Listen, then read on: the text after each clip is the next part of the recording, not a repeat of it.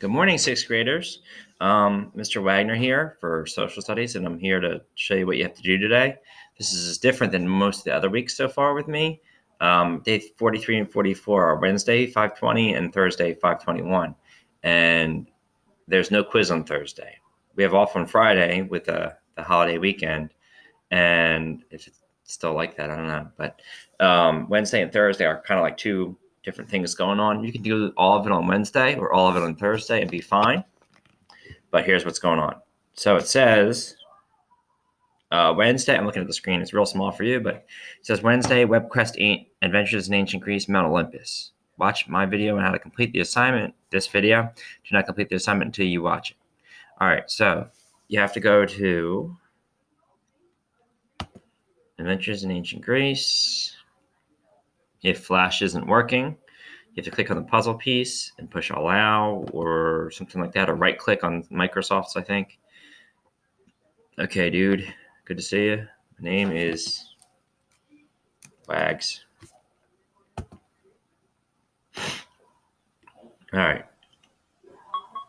So to click on Mount Olympus, which looks like a bird's foot to me, but whatever. Welcome to Mount Olympus, the highest mountain in ancient Greece. So we briefly talked about gods and goddesses in one of the previous lessons, and now it zooms in a little bit more. If this is Mount Olympus, then these are your Olympians, the 12 Olympians. And what you have to do is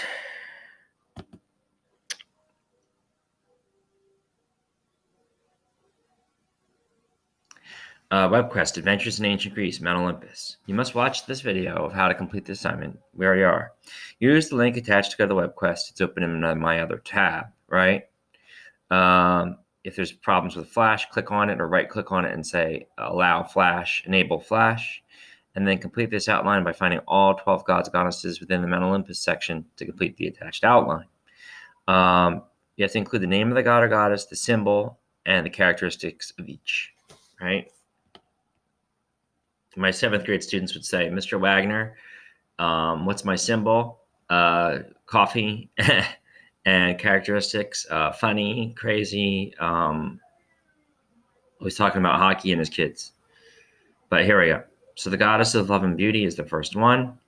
So as a sample, I have to find the goddess of love and beauty. Okay.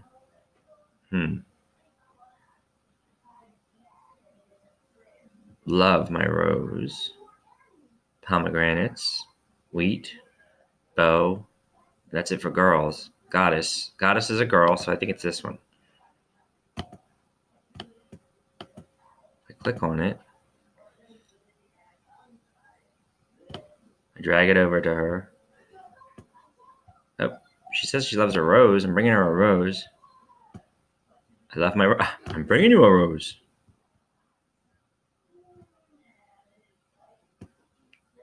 Okay, I didn't push okay.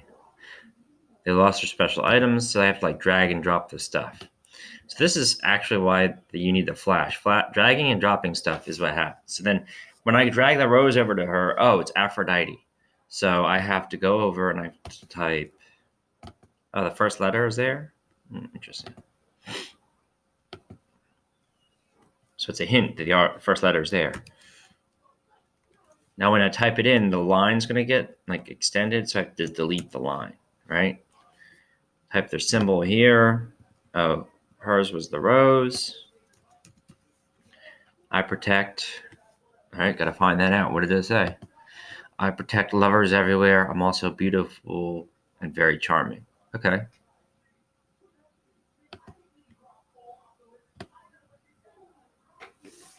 I protect lovers everywhere.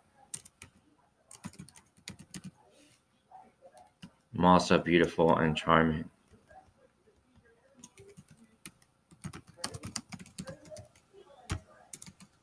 Here we go. So then you just fill this out. Some of you might already know this stuff from reading the Percy Jackson books or just being into mythology, because mythology is pretty cool. It ties in with some video games. So then you do all 12 of them. And that is the Wednesday half. You can do all this in one day, though, right? So obviously, I'm going to delete that answer because I can't leave it there, or you'll just get a free answer. but I showed you how to do that.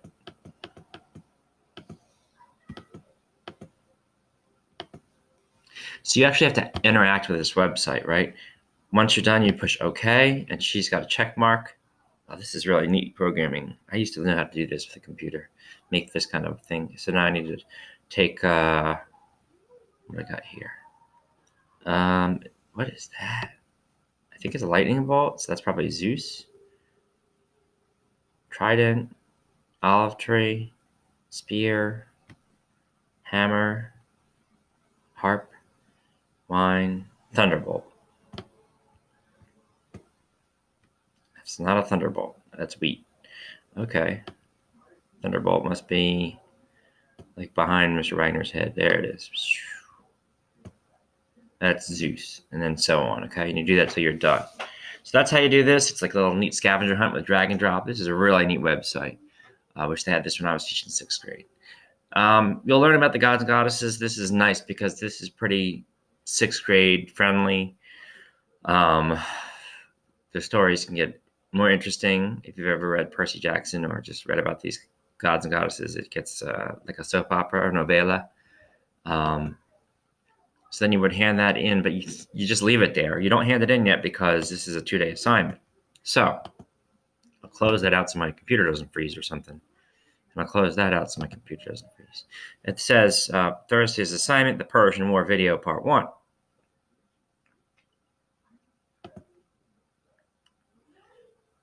So this is the Persian War video. And I always like to open it in YouTube as a tab.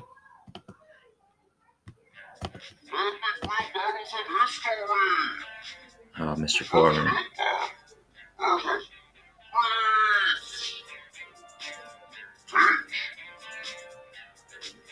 Oh, wow.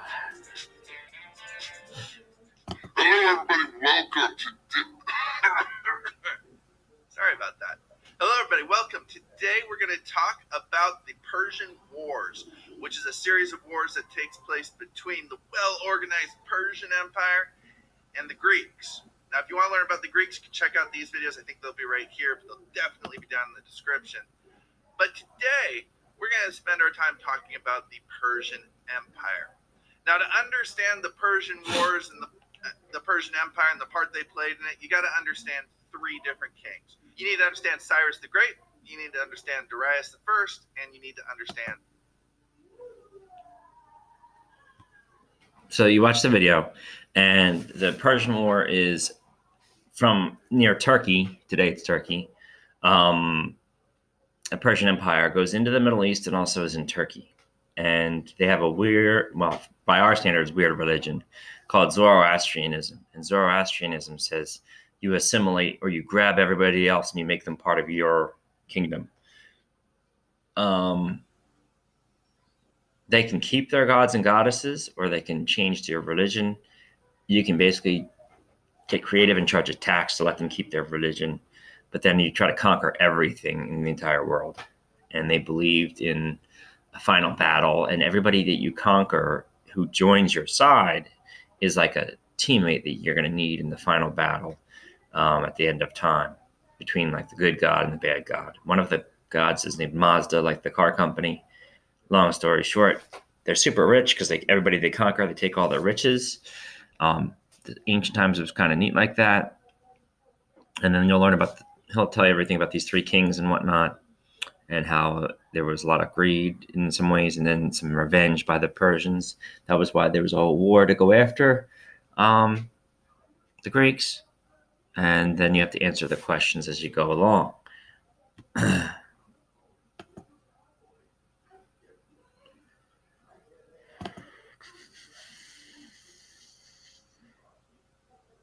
There. Use the link attached to go to the YouTube video. Answer the following questions below using the video. Every question is in there. You can find it. Go back and rewatch if you need to. Type your answers in complete sentences. 3 reasons Cyrus the Great was able to take control from the Medes to become king of Persia. All right, I'll walk you through that one. Xerxes. Let's start with Cyrus the Great. Now, before Cyrus the Great, the Persians were under the control of a group of people called the Medes in the area of the world where Iran is today. Now, Cyrus the Great did not like being controlled by the Medes, and so what he does is he invites all the other chieftains to his place, and he says, "You know what you're going to do? You're going to go work in my fields."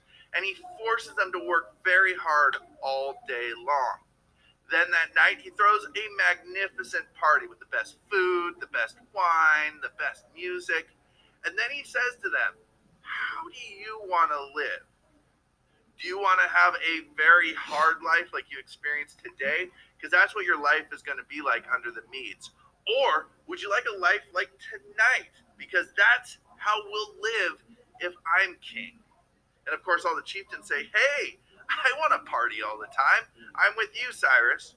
And together they conquer the Medes. But they don't just conquer the Medes, they conquer most of Southwest Asia, including the Ionian Greeks, city states in the West. So, how's he able to accomplish this feat? Well, first of all, Cyrus the Great was a very charismatic guy. He was pretty well liked by the people he conquered, after he had conquered them. He was very tolerant of the people that he conquered. He allowed them to continue living their lives pretty much the same way they had before. They were able to practice their own religions. They were able to have their same customs. They didn't have to become Persian. So if you're conquered and your life doesn't change all that much, you might not have as much of a reason to try to overthrow this new leader. Also, he did things that people really liked. You take the Jewish people, for example. They had been stuck in Babylon as slaves for a while. And when Cyrus the Great came in and conquered Babylon, he allowed all the Jews to return home. So he's pretty well liked as a leader. It's probably how he got the term the Great.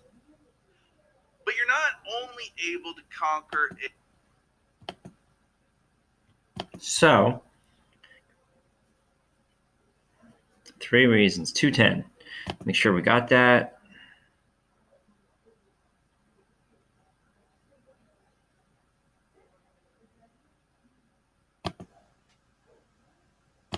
It's in the West. So how's he able to accomplish this feat? Well, first of all, Cyrus the Great was a very charismatic guy. He was pretty well liked by the people he conquered, after he had conquered them. He was very tolerant of the people that he conquered. He allowed. All right. So then I've typed that in. Didn't make people live like Persians.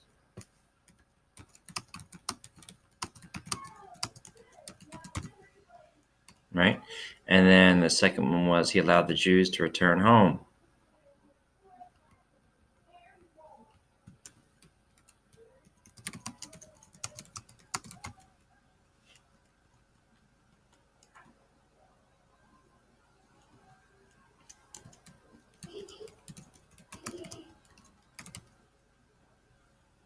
He put allowed freedom of religion or awarded loyalty. Right? When he had that party and he said, everybody who stays with me gets basically like a prize. Allowed them to continue living their lives pretty much the same way they had before. They were able to practice their own religions. They were able to have their same customs. They didn't have to become Persian. So if you're conquered and your life doesn't change so he's pretty well liked as a leader. It's probably how he got the term the Great. But you're not only able to conquer a huge empire like this based on your personality, right? Otherwise, I would have just a magnificent empire. Cyrus the Great had a great military. The core of his military was called the 10,000 Immortals. The 10,000 Immortals were. So,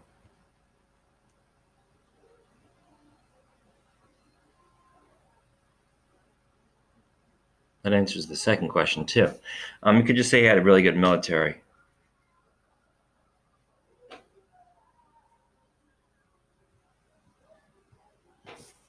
That would work, too. It's a longer period of time in the video you have to watch, but it helps you get the answer. Really good military. You could put. I like the answer better of allowed freedom of religion.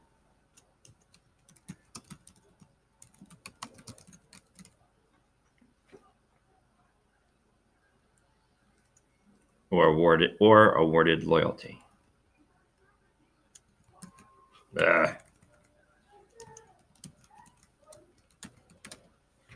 So the third one is up to you, and then sixth graders do not like up to you questions. So sorry about that, but you're gonna have to pick up your own answer for the third one.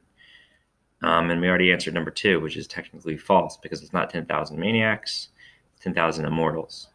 So that's how you go through this and you answer the questions.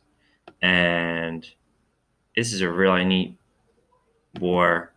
They have historical fiction and historical documentaries about it. Trying to get back to the original. I don't want to give these free answers out here. There you go. I gave them out in the video, but you have to watch the video to know that. So please finish all this either today or all this Thursday, or one each day, up to you. Mount Olympus, go through, click on the gods and goddesses, drag the thing to them, answer the questions. Then watch the video by Mr. Corin and answer the questions about the Persian War Part 1. Good luck, sixth graders. And if you have any questions, email me or put a comment on Google Classroom. You also can make up anything you need to. I know that there's one thing that's confusing students that put 5-1 essay on Egypt. Well, the essay on Egypt is there because 8 students didn't hand it in yet. So those are the students that are supposed to hand it in. The 8 students that didn't hand it in still have a 0 on the grade book, so it's not good. 0 on a test. So please hand that in, or you can even fix it if it wasn't the best grade in the world. Although I don't think we have the grades in yet from Ms. Summers, but I'll allow you to fix it once the grades do go out. But it's those students who never handed in anything. That's a problem. So we need to get that fixed in as soon as possible. The Egyptian essay. Okay. The last announcement is, where is it? In classwork. There is the quiz from last week. It was on last Thursday, and a lot of students either bombed it or didn't hand it in. So there's a chance for you to hand in a makeup quiz, and 2 students have already taken advantage of that. It says 514 makeup quiz. You can either make up your grade because you got a 20, or you can just hand in something as the first time, because a lot of students, I don't know, they must have been playing the saloon one-on-one in Call of Duty Mobile or something, because they didn't hand in that quiz last week. So please make sure that you do something for the quiz so you don't take a 0 from the quiz grade. That was on, what was it on? I think it was on Athens and Sparta and Gods and Goddesses too. All right, that's it. Enjoy. Have a good day. I think the weather's going to be okay today, less windy. So work hard in the morning so you can go out in the afternoon. Talk to you later, Mr. Wagner.